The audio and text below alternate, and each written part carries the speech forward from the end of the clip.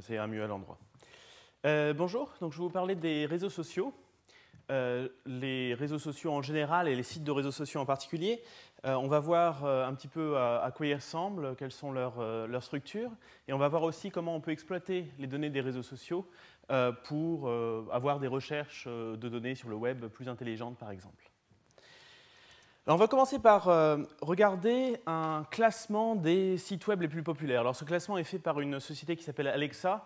La manière dont ils font ce classement, c'est qu'ils demandent à des gens de télécharger une petite boîte à outils intégrée au navigateur. Et en même temps que ces gens utilisent les outils de cette boîte à outils, Alexa enregistre des statistiques sur les sites visités par ces personnes. Et donc vous avez les sites les plus populaires sur le web, donc google.com en tête par exemple. Et ce qui est intéressant, donc là j'ai pris les 28 premiers, parce que c'est ce qui tenait sur le slide. Ce qui est intéressant, c'est que parmi ces sites les plus populaires, vous avez un certain nombre qui sont purement des sites de réseaux sociaux. Vous avez Facebook, vous avez Light.com qui est le site de Microsoft avec à la fois messagerie email, messagerie instantanée et aussi réseau entre personnes. Twitter, QQ.com qui est le site de messagerie le plus populaire en Chine. LinkedIn, site de réseau social professionnel.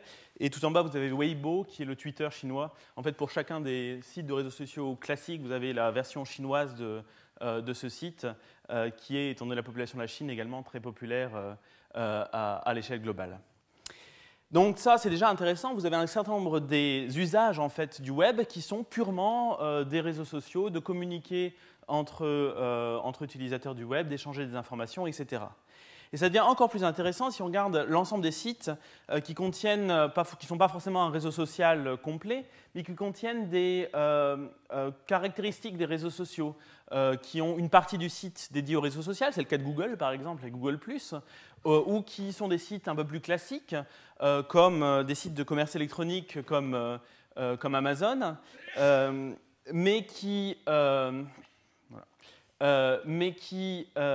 en plus de fonctionnalités traditionnelles, permettent aux utilisateurs de partager des listes des produits qu'ils souhaitent acheter ou des produits qu'ils recommandent, de tisser des liens entre utilisateurs, etc.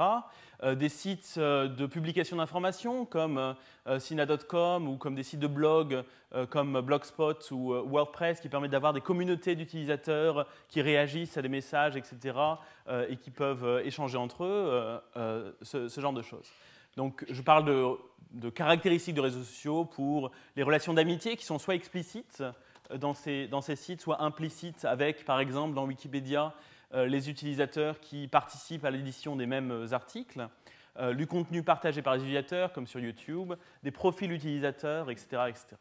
Donc pas mal de données sociales comme ceci dans essentiellement l'ensemble des sites utilisés, les plus utilisés. Les exceptions, ceux qui restent en noir là, c'est soit des sites purement techniques comme googleusercontent.com ou t.co, qui sont des sites très visités mais qui ne sont pas des sites avec du contenu proprement dit et sont juste des sites utilisés par d'autres sites, Twitter ou Google, pour fournir l'information, ou les versions internationales du site Google qui n'ont pas les fonctionnalités de moteur de recherche parce qu'on redirige vers Google+, ou quelques autres cas qui ne sont pas encore passés aux fonctionnalités sociales, aux fonctionnalités parfois appelées Web 2.0. Alors c'est aussi assez impressionnant quand on regarde en termes de nombre d'utilisateurs. Vous avez ici le nombre d'utilisateurs actifs déclarés pour un certain nombre de sites de réseaux sociaux. Alors ces chiffres sont les chiffres officiels, il faut les prendre avec quelques pincettes, mais rien que les ordres de grandeur sont assez impressionnants. Presque 1 milliard d'utilisateurs déclarés actifs pour Facebook, et 500 millions pour QQ, donc le site chinois de messagerie et de communication entre utilisateurs. Donc vous avez des chiffres qui sont vraiment considérables. Et puis il n'y a pas que les utilisateurs et les liens des utilisateurs entre eux. Vous avez aussi, si j'arrive à me débarrasser de ce pointeur, non. Vous avez aussi le contenu sur ces sites, le volume des données partagées sur ces sites. Si je prends l'exemple de Twitter, qui est un bon exemple parce que, contrairement à d'autres sites, par exemple comme Facebook, quasiment toute l'information que vous trouvez sur Twitter est l'information publique auquel n'importe qui peut avoir accès, etc. Vous avez par jour, c'est un chiffre qui est à la fin 2011, donc il a dû encore augmenter depuis, 250 millions de tweets échangés. si vous divisez par le nombre de secondes par jour, ça fait 3000 tweets par seconde en moyenne, 3000 messages par seconde en moyenne sur un site comme Twitter. C'est des chiffres considérables. Il n'y a aucun espoir de suivre toute l'actualité de ce qui se passe sur Twitter, par exemple, même sur un sujet donné, si le sujet n'est pas trop précis. Et puis vous avez des utilisateurs particuliers. Si vous regardez Twitter, vous avez les chefs d'État. De plus en plus de chefs d'État ont un compte Twitter et parfois postent des messages qui sont des messages importants, qui sont des messages dont vous aimeriez être tenu informé, dont vous aimeriez pouvoir prendre compte pour élaborer des politiques, etc. Donc là, vous avez un exemple d'un post du président russe sur la politique nucléaire de l'Iran. Vous avez, alors ça c'est les politiques officielles, et puis vous avez les révolutionnaires aussi qui utilisent beaucoup ce genre de médias. Vous avez un post d'une des organisations qui a été les plus influentes sur Twitter à propos de la révolution tunisienne, juste avant le départ de Ben Ali, qui appelle à manifester et à faire attention aux récupérations que peut avoir la manifestation pour le départ de Ben Ali par les partis politiques en place, etc. Donc énormément d'informations, et ce n'est pas que de la publicité ou des informations sur ce que j'ai fait ce matin, c'est des informations qui sont très intéressantes et qu'on veut pouvoir utiliser, qu'on veut pouvoir chercher, sur lesquelles on veut pouvoir se baser pour faire des études plus approfondies, etc. Donc, il y a tout plein de choses qu'on peut faire à partir de ces données sociales. On peut faire de la veille technologique, se tenir informé des nouveautés en termes de technologie, en termes de recherche, etc., en suivant l'actualité sur Twitter, par exemple. Faire de l'analyse de sentiments, de l'analyse d'opinion. Si on veut savoir, si un parti politique veut savoir ce que les gens pensent de lui, bien une façon très efficace de ça, c'est de suivre ce qui se dit sur Twitter, de suivre ce qui se dit sur les forums web, de suivre ce qui se dit sur d'autres médias de ce type.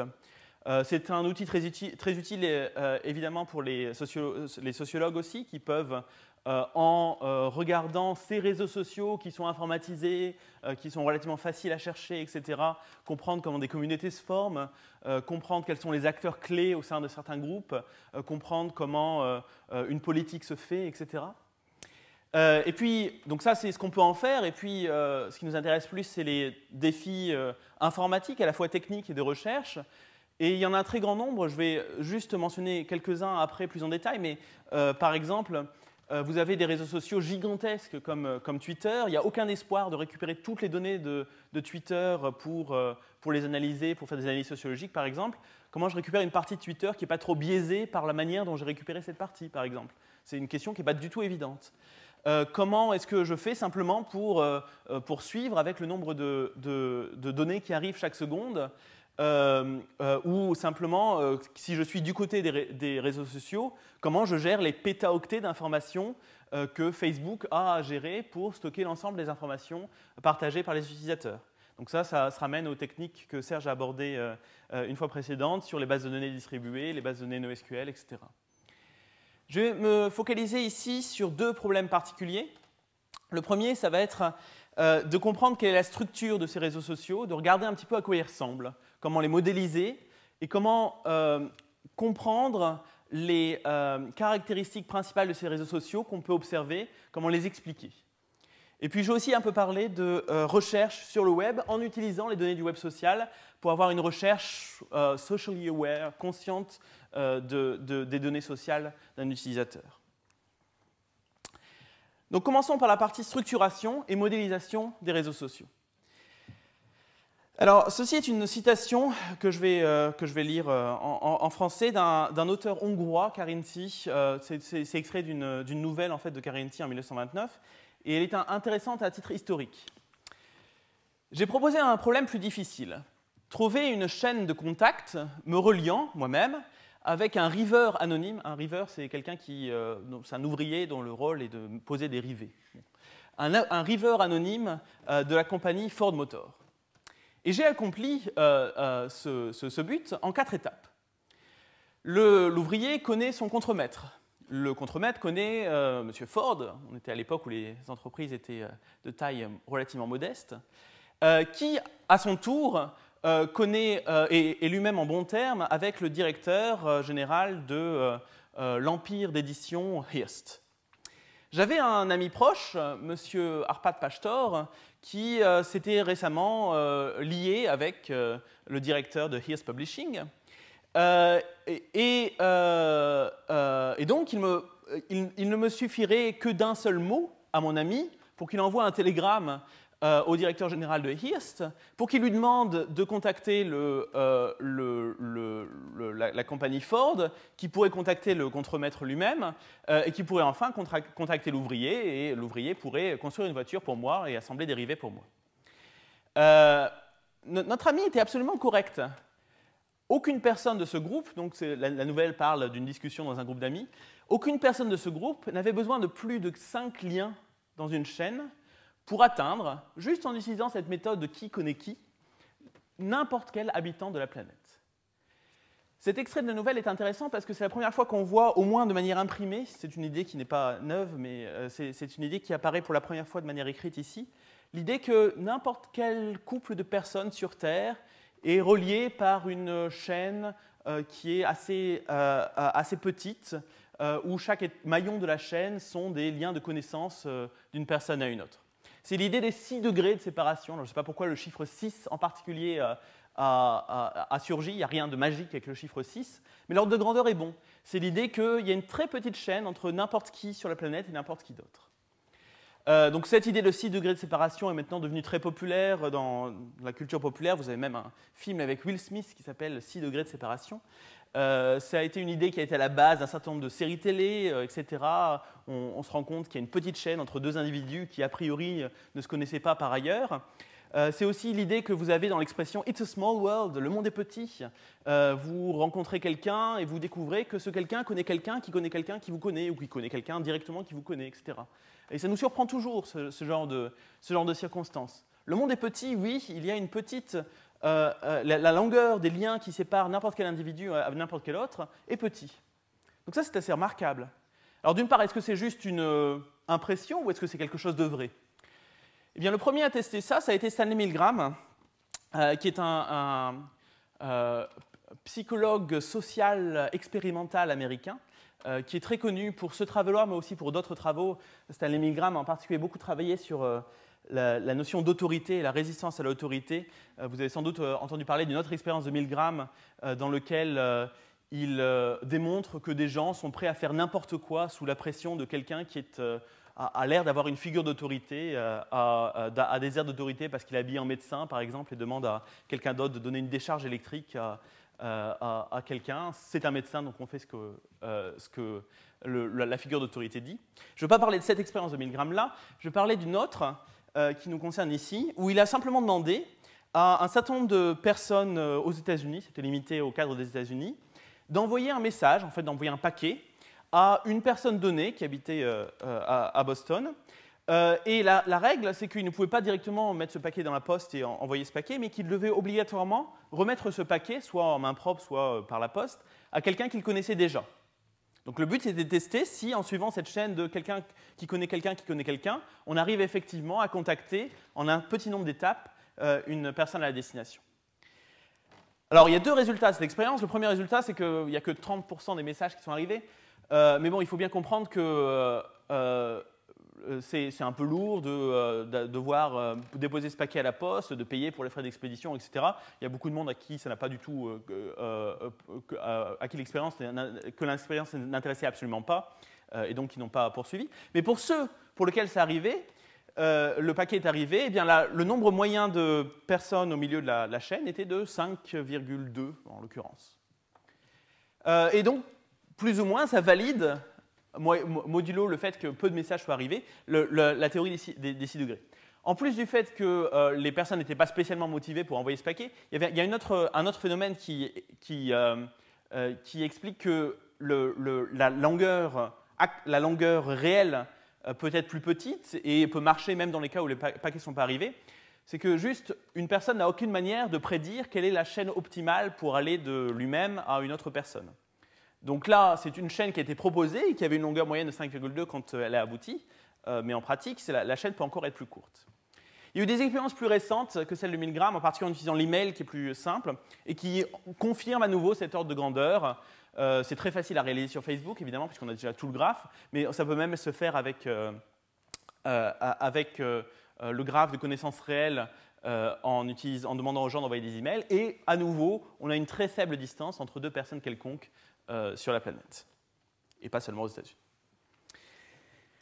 Alors c'est intéressant, on va essayer de comprendre un petit peu ce qui se cache derrière tout ça.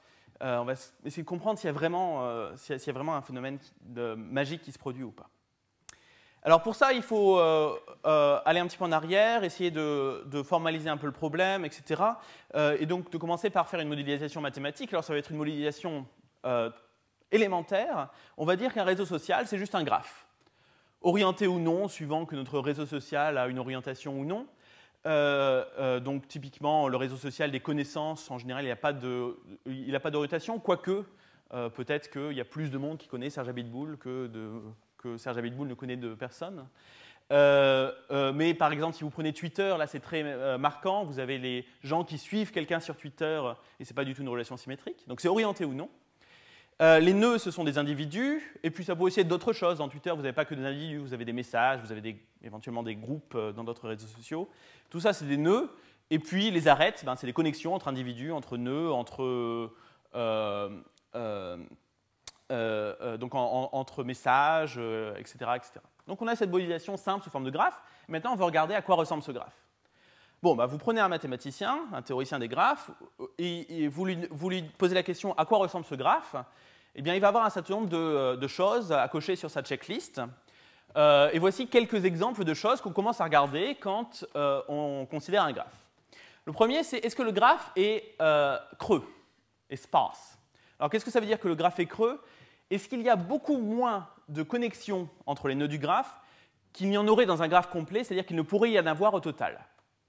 C'est-à-dire, est-ce que le nombre d'arêtes du graphe, est-ce que le nombre de connexions du graphe est très inférieur ou pas au carré du nombre de nœuds? Si oui, le graphe est sparse, est creux, sinon il ne l'est pas. Ensuite, quelle est la distance typique? Quelle est la distance moyenne, si vous voulez? Il y a des petits problèmes de définition, mais peu importe dans le cas où le graphe n'est pas connexe. Quelle est la distance typique entre deux paires de nœuds dans le graphe? Là, on revient à ça. Est-ce que la distance typique, c'est de 6, comme pour les réseaux sociaux, 6 degrés de séparation ou pas? Est-ce qu'on a un phénomène de localité ou pas? Local clustering en anglais. C'est-à-dire, si on a deux nœuds B et C du graphe qui sont connectés au même nœud A, est-ce que la probabilité que B et C soient connectés est plus forte que la probabilité que deux nœuds arbitraires du graphe soient connectés ou pas? En d'autres termes, est-ce que les amis de mes amis sont de mes amis ou pas? Bon. Donc ça, c'est une caractéristique d'un graphe. Il y a des graphes qui sont fortement locales, qui ont un phénomène de localité, d'autres graphes qui n'en ont pas. Puis une dernière caractéristique qu'on regarde souvent, c'est la distribution des degrés. Quelle est la distribution des degrés d'un nœud? Alors le degré d'un nœud dans un graphe, c'est le nombre de connexions de ce nœud, tout bêtement. Et donc vous avez certains nœuds qui sont connectés à 20 nœuds, d'autres nœuds qui sont connectés à 1000 nœuds, d'autres nœuds qui sont connectés à 1 nœud. Et on va essayer de tracer ici le degré, 20 nœuds, et ici la probabilité ou le nombre de nœuds qui ont ce degré-là. Et on va regarder à quoi ressemble ce graphe. Est-ce que c'est une distribution de Poisson? Est-ce que c'est une gaussienne, une loi normale? Est-ce que c'est une loi en puissance? Alors c'est juste est-ce que c'est une loi uniforme? C'est juste des exemples de distribution, mais celles-là sont intéressantes pour les graphes qu'on va rencontrer.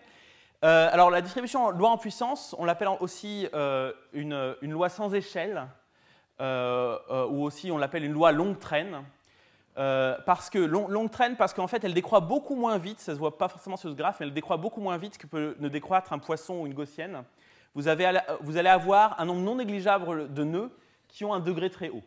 Tandis que dans une gaussienne ou dans un poisson, dès que vous avez passé le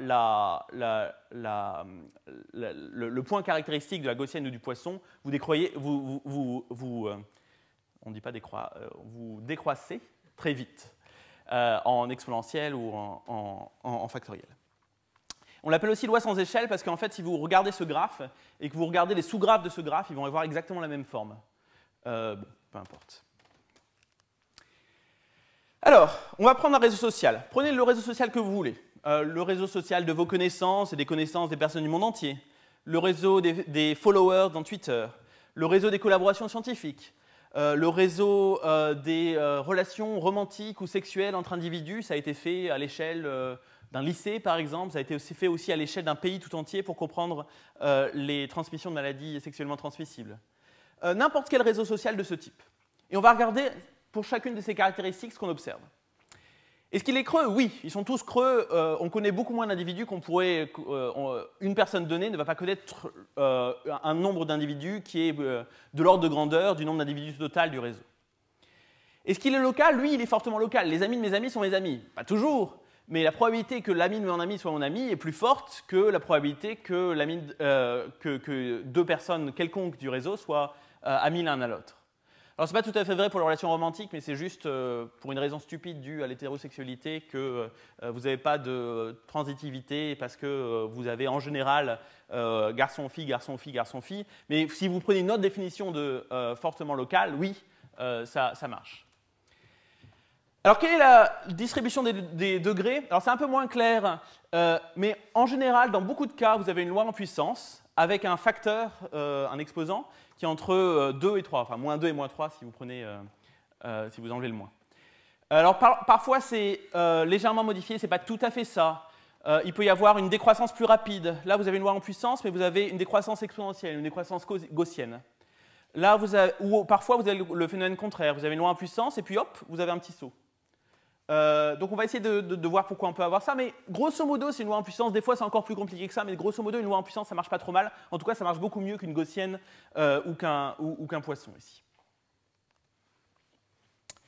Alors ce qui est remarquable c'est que ça c'est vrai pour les réseaux sociaux, mais c'est pas seulement vrai pour les réseaux sociaux, c'est vrai pour le réseau de neurones d'un ver. Si vous prenez le réseau de neurones d'un ver, vous avez exactement les mêmes caractéristiques, localité, loi en puissance, avec un degré compris entre 2 et 3, enfin c'est assez remarquable.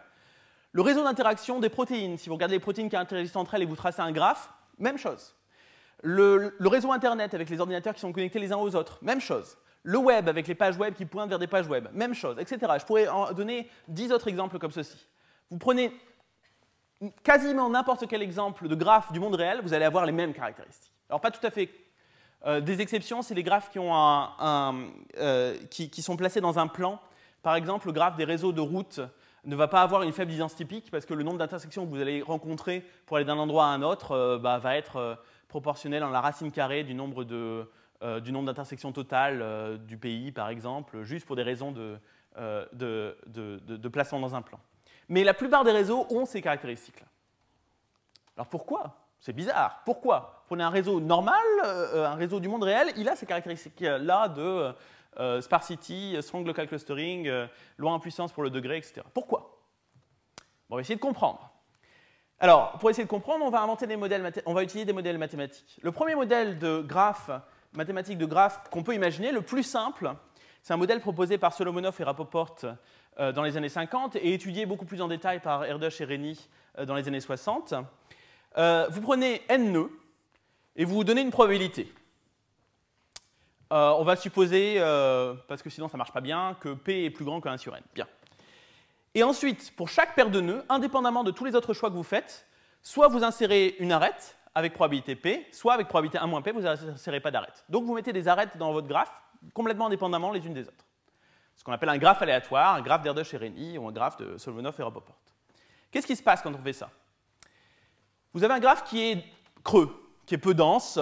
Si P n'est pas choisi grand, évidemment, ça va dépendre de P. Mais c'est facile d'avoir un graphe creux de cette manière-là. Vous avez une distance typique qui est logarithmique, si vous avez P plus grande que 1 sur n. Alors ça, c'est remarquable. En fait, vous avez une composante fortement connexe du graphe, qui couvre l'essentiel des nœuds du graphe. Et à l'intérieur, vous avez une distance typique qui est logarithmique, et donc qui est petite. Ça, c'est vraiment remarquable, et c'est la même chose que ce qu'on observe dans les graphes réels. Par contre, pas du tout de clustering local. Tous les choix sont faits de manière indépendante, il n'y a pas de raison que l'ami de mon ami soit mon ami. Et si vous regardez la distribution de degrés, vous avez un poisson, vous avez quelque chose qui ressemble à ça, c'est facile à démontrer. Ça ne correspond absolument pas à ce qu'on voit dans les graphes du monde réel. Donc, ce modèle-là explique la distance typique logarithmique, la faible distance typique, mais n'explique absolument pas les autres caractéristiques qu'on a vues. Mais déjà, ça nous dit quelque chose. Pourquoi est-ce qu'on a une faible distance typique? Pourquoi est-ce que le monde est petit? Parce qu'il y a des connexions aléatoires. Des connexions aléatoires qui sont faites et qui vont, grosso modo, diminuer la taille du graphe de manière très rapide. Alors, et si on allait plus loin? Il y a plusieurs modèles qui ont été proposés, etc. Je vais juste vous en parler d'un autre qui va avoir de bonnes caractéristiques. Ce n'est pas le meilleur, c'est historiquement pas celui qui a suivi celui d'Erdős et Rényi, mais c'est un modèle intéressant. Vous commencez avec un petit graphe de M0 nœud, importe peu quel est le choix de M0, importe peu quel est le choix du graphe. Prenez un graphe d'Erdős et Rényi de taille M0. Bien. Et puis ensuite, vous vous donnez une constante qui est plus petite que M0. Vous allez introduire de nouveaux nœuds dans le graphe, l'un après l'autre, jusqu'à atteindre n nœuds au total. Et à chaque fois que vous introduisez un nœud dans le graphe, vous le connectez à m nœuds existants. Bon. Mais vous ne faites pas ça de manière aléatoire. Vous connectez les nœuds du graphe préférentiellement, ça s'appelle le modèle d'attachement préférentiel de Barabasi et Alpert. Vous attachez ces nœuds préférentiellement aux nœuds qui ont déjà un fort degré, aux nœuds qui sont déjà fortement connectés. Si vous voulez résumer ça, plus vous êtes riche, plus vous devenez riche. Rich gets richer. Plus vous avez de connexions, plus vous obtenez de connexions. Bon. C'est un modèle très simple à décrire. Maintenant, on peut l'étudier mathématiquement et voir ce qui se passe. Qu'est-ce qui se passe? Bien, si on choisit bien M et N, le graphe fait creux.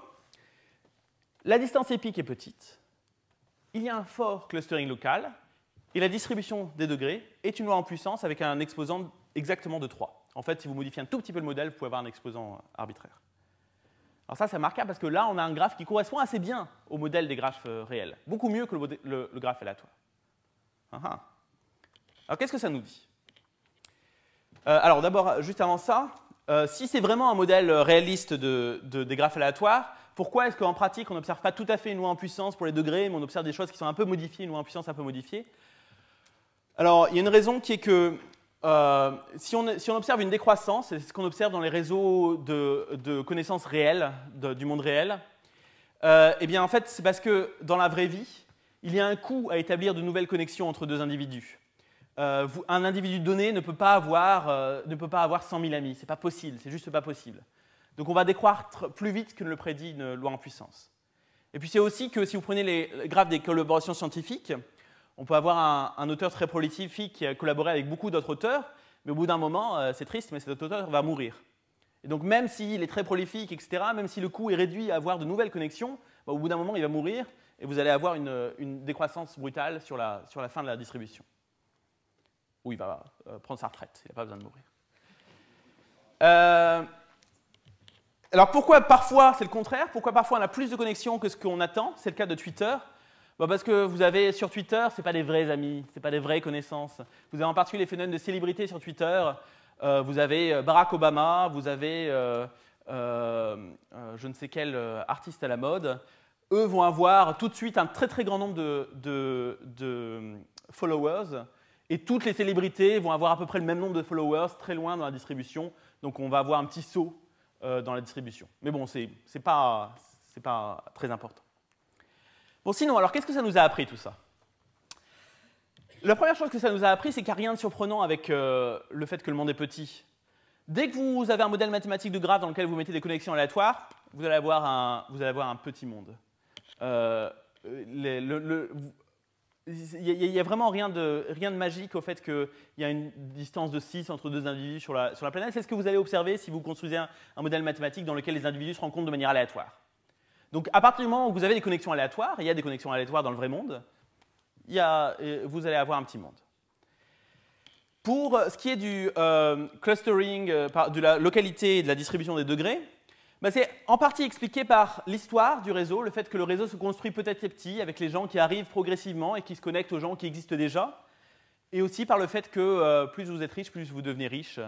Je crois qu'il y a une parole de l'Évangile là-dessus. Donc ça, c'est le modèle d'attachement préférentiel explique parfaitement bien cette idée que vous allez avoir ce phénomène de localité et cette distribution de degrés en loi en puissance parce que les gens s'attachent préférentiellement. Alors, ce n'est pas le dernier mot sur l'attachement préférentiel, il y a des modèles plus raffinés. Et ça nous donne aussi ceci, ça ne nous explique pas seulement comment est fait le monde, ça nous donne aussi des manières de construire des jeux de données, des graphes synthétiques qui se comportent de manière à peu près raisonnable. Alors, je suis en retard, donc je vais passer la dernière partie qui était assez courte, dans laquelle je voulais juste vous dire que les données du web social, on peut aussi les utiliser pour changer la manière dont on fait des recherches sur le web. On peut avoir des techniques assez raffinées parfois qui permettent d'utiliser mon réseau social pour modifier les résultats de recherche renvoyés par Google. C'est ce que Google a essayé récemment avec pas trop de succès en utilisant les données de Google+, dans les résultats de recherche. Mais il y a beaucoup d'applications de ça qui sont assez intéressantes. Il y a aussi des risques à avoir des résultats biaisés par les résultats de recherche, parce que ça veut dire que les résultats de recherche sur le web ne vont plus devenir objectifs, vont devenir subjectifs à moi-même. Ils me montrent ce que j'aimerais qu'on me montre et non pas ce qui est la vérité ou ce qui est une objectivité. Donc je vais passer à l'explication technique, vous pouvez regarder dans les slides si vous voulez un petit peu plus, et en particulier des références vers certains papiers de recherche qui traitent de ça. Je voulais juste terminer en disant que c'est un domaine, l'analyse des réseaux sociaux, il y a même une science qui s'appelle Network Science, l'analyse des réseaux qui regroupe des physiciens, des sociologues, des informaticiens, des mathématiciens, dans lesquels il y a énormément de défis scientifiques et à laquelle il y a également beaucoup d'applications. Pour faire des meilleurs modèles de graphes sociaux qui prennent en compte la localité, les dynamiques du réseau, aussi le fait qu'il y a des groupes d'individus. Le modèle d'attachement préférentiel ne fait pas ça jusqu'ici.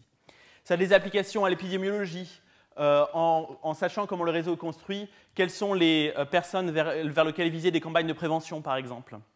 À la propagation des rumeurs, comprendre comment les rumeurs sont propagées, à la résistance à la censure, qui attaquer pour censurer telle information, ou au contraire, comment faire en sorte qu'une information se propage le plus possible.